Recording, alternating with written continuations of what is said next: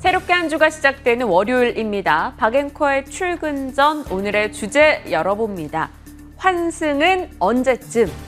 지금 당장은 아니지만요. 환승을 조금 염두에 두면서 이 관련 종목을 보유하고 계신 분들이라면 전략을 짜야 되지 않을까 문득 이런 생각이 들어서 관련한 내용을 준비해 봤습니다. 오늘 이슈터뷰 형식으로 진행해 볼게요. 첫 질문 던져봅니다.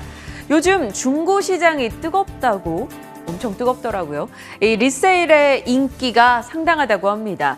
전 세계적으로 각종 신제품이 공급 부족 현상을 겪는 품목들이 늘어나고 있고 코로나로 인해서 소득이 정체되거나 소득이 감소한 사람들이 증가했고 합리적인 소비가 하나의 트렌드로 자리를 잡으면서 중고 제품, 리세일 제품에 대한 인기가 올라가고 있습니다. 그 대표적인 예로 꼽히는 게 바로 중고차인데요. 요즘 미국 중고차 시장이 상당히 뜨겁습니다. 한국투자증권에서는 글을 두고 이런 표현을 썼더라고요. 미국이 미쳐 돌아간다. 자동차 재고가 텅텅 비었고 중고차 가격은 말도 안 될 정도로 가파른 상승률을 나타내고 있습니다. 작년 9월부터 미국에서 중고차 가격은 빠르게 뛰어오르는 모습을 보여주고 있는데요. 4월과 5월에는 그 중고차 가격의 상승률이 20%에서 30% 정도 된다고 합니다. 월스트리트 저널에서는 미국의 중고차 가격 상승이 결국 인플레의 주범인 것 같다 이렇게까지 표현을 했습니다. CPI 상승률 4.2, 5% 이런 식으로 나오면 시장에 충격을 줬는데 그중에 30%는 이 중고차 급등이 영향을 주는 것이다 라고 얘기합니다. 국내에서도 마찬가지의 분위기죠. 중고차 판매 원가율이 상승하면서 관련한 사업을 하고 있는 업체들 주목을 받았고요. 중고차 소유사들의 가치가 올라갑니다. 중고차를 소유한 업체들 어디일까요? 대표적으로 렌터카가 되겠죠.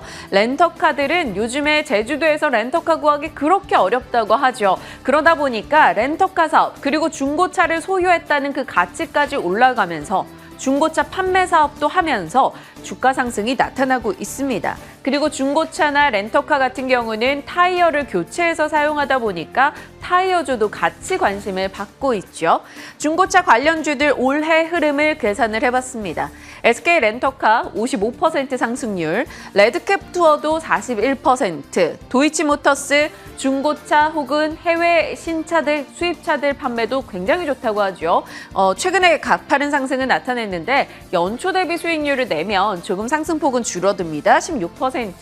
시크릿 주주에서 염승환 부장께서 이 도이치모터스 관련한 리포트를 소개해주기도 했었고요. 그 밖에 타이어 관련한 종목들도 상승률이 상당히 좋습니다.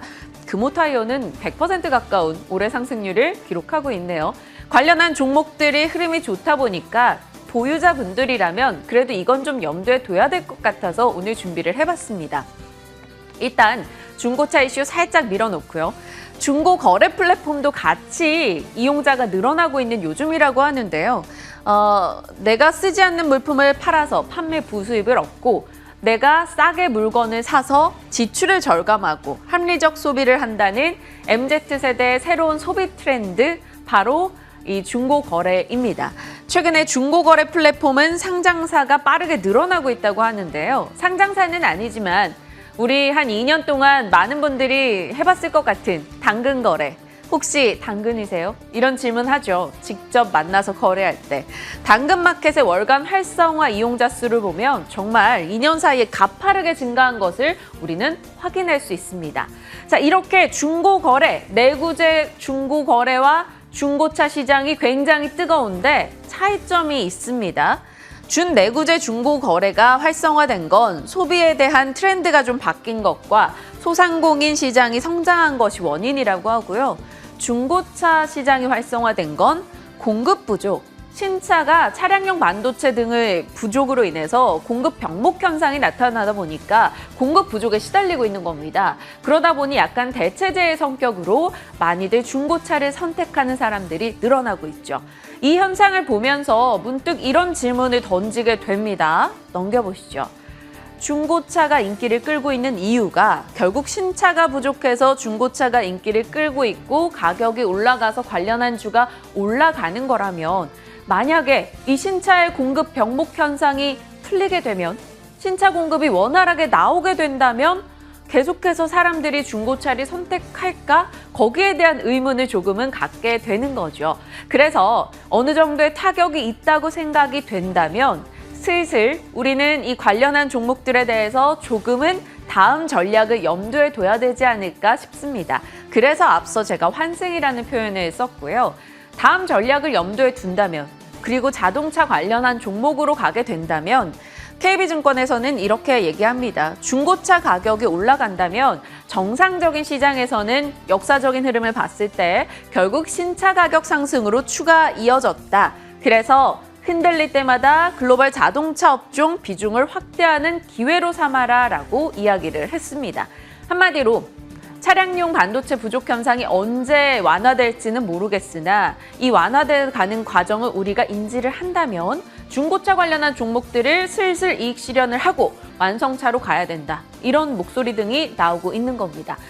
박앵커의 출근 전 요즘에 자동차 이야기 좀 많이 다루는 것 같아요. 5월 10일, 31일, 6월 8일 그리고 오늘까지 기승전 차 이야기가 되고는 있는데요. 그만큼 증권가에서 관련한 내용들이 조금 많이 업데이트돼서 소개를 해드리고 있습니다. 참고로 5월 12일에 말씀드렸던 SL 그리고 앞서 봤던 금호타이어 좋은 수익을 내고 있던 만큼 한번 잘 염두에 두시면서 전략을 짜보는 것도 필요하지 않을까 싶네요. 자, 한국투자증권에서 그래서 결국 시점별 투자 전략이 중요하다라고 이야기를 하고 있는데요.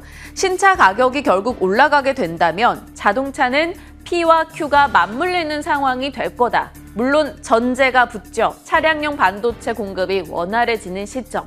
그 시점은 지금 누구도 예단을 하지 못하겠습니다만 그를 염두에 두고 지금부터 정비를 조금 해보자라고 전략을 짜보죠. 하반기에는 재고 축적의 시기, 차 부품주 주목하자, 2022년 상반기, 내년에는 완성차 주목하자, 현대차, 기아 이야기를 꺼내놨습니다.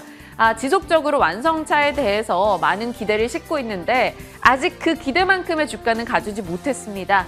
어떻게 바라봐야 될지, 그리고 내가 만약 렌터카 관련주, 중고차 관련주를 보유하고 있다면 그와 관련해서 전략 정비가 좀 필요한 건 아닌가? 한 번쯤 포트를 되돌아보는 것도 가져봐야 될 것 같네요. 오늘은 박앵커의 출근 전 환승은 언제쯤이란 주제로 이야기 담아봤습니다.